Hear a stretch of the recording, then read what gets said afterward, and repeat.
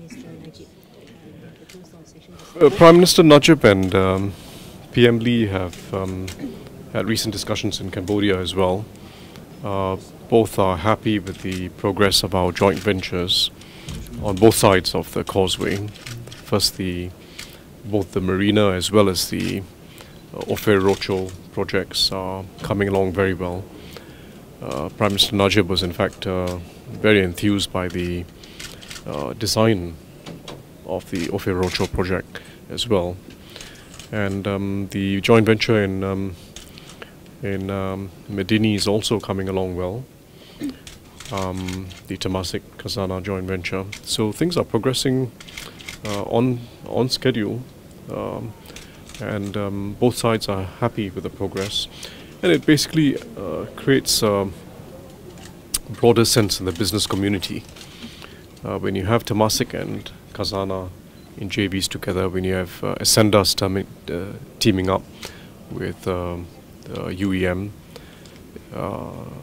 and then you have a few other large investments coming in, it creates a critical mass and it creates a sense of momentum. And you do get that sense of momentum when you talk to businessmen now in Singapore. There will over time also be increasing pressures on our smaller and medium-sized businesses because of the shortage of labor in Singapore and shortage of land. And increasingly they will assess where best to base their operations, particularly those that require more labor and more land. And Malaysia is of course a very logical hop away, very easy in terms of operational flexibility and logistics. So it's a very nice complementary space that's developing between the two countries. With Iskandar, of course, being a focal point, but there are also other areas in Malaysia which our businesses are familiar with and interested in.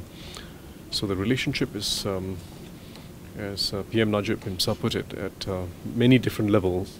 It's a relationship that's working out very well, politically, economically, in every sense. It's a relationship that's working out well. So what else do you think can Singapore do in order to get more involved in the Iskandar project here? Well, we already have significant involvements, and ultimately it's for the businesses to make the decisions. The job of the governments is to ensure that connectivity is enhanced. On the Iskandar side, they themselves are taking security very seriously. It's not something I raise, but they themselves brief me on their plans. They get feedback constantly from the businesses, and they're trying to raise security one whole notch higher, one whole level higher, in fact. So they're very responsive, and the businessmen that you speak to are appreciating this responsiveness. There's a business-like attitude on the part of the authorities here of getting things done and solving problems. So it's working out as planned, I would say, and opening up a valuable complementary space between the two countries that will be ultimately helpful to our businesses. So which area? You're saying that you want to improve, looking at improving the connectivity, the cross-border trade and yes. the immigration process. Yes. Can you give us more details? Well, we have a joint ministerial committee that's working hard at this, and it's a whole set of specific initiatives. Not something requiring a high-level policy shift of any sort. It's improving processes. About foreign investment, is it possible an investment, future investment next year in Italy, as at the airport, Fiumicino Airport in Rome? Well, unfortunately, I'm not familiar with that. I know of the airport, but I'm not familiar with the expansion that's been planned and about the interests on the part of Singapore players. So I'm sorry, I don't have anything to add on that. So is there any progress on the high-speed train? Well, the Malaysians have been doing their studies, and they'll be presenting the details to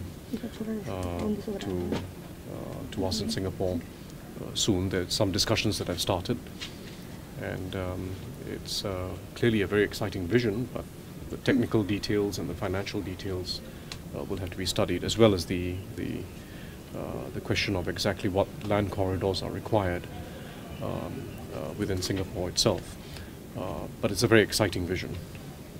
Do you think sovereign wealth fund could help Eurozone, the crisis of Eurozone? Unfortunately, again, I don't have anything to add because I haven't studied that matter myself in detail. So, well, first I think it's a broader wave than Singapore, and it's happening in most of the major segments of finance. But as I mentioned this morning, it's largely within banking so far, and there's still considerable scope for development of the sukuk market and variants of sukuks, basically, more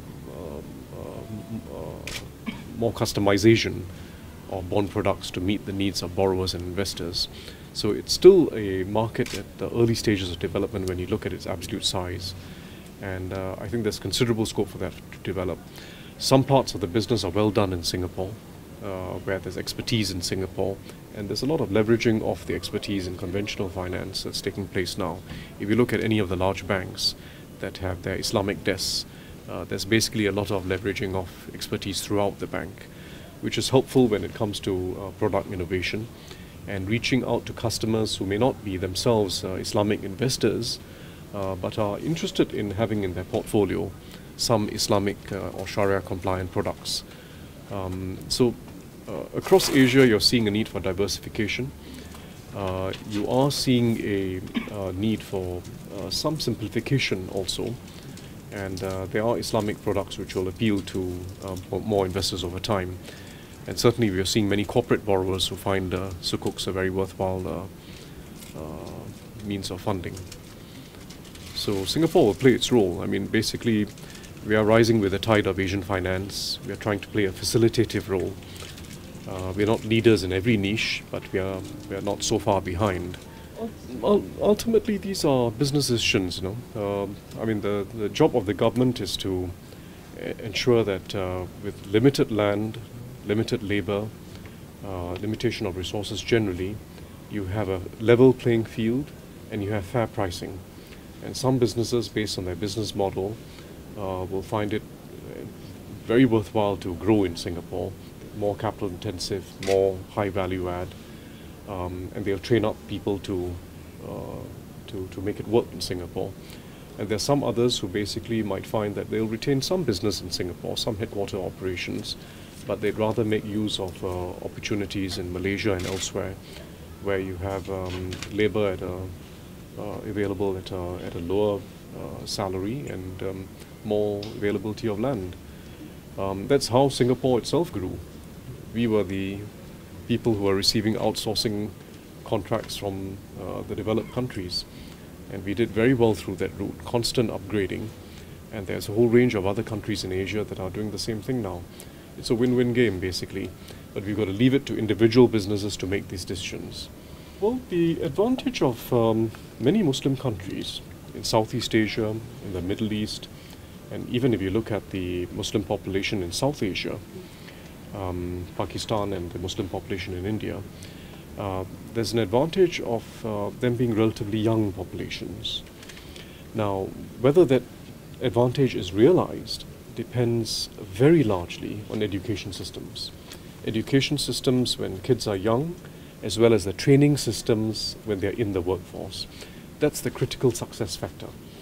And I think there's a window of opportunity in the Middle East and South Asia and Southeast Asia, a window of opportunity to develop education systems and improve education systems so that this large bulge of young people, almost 1/3 of these populations, are below the age of 15. Now that's a very large bulge, and ensuring that this bulge of young people enters the workforce with the confidence that they have some skills that are needed in the marketplace and they can upgrade over time. That's the central task of government almost. And it's doable, but it's not assured that it will succeed because it depends on a commitment to focusing on this task, hiring teachers, training them, and not wavering from what is really the most important task of government, which is to educate your people as well as possible.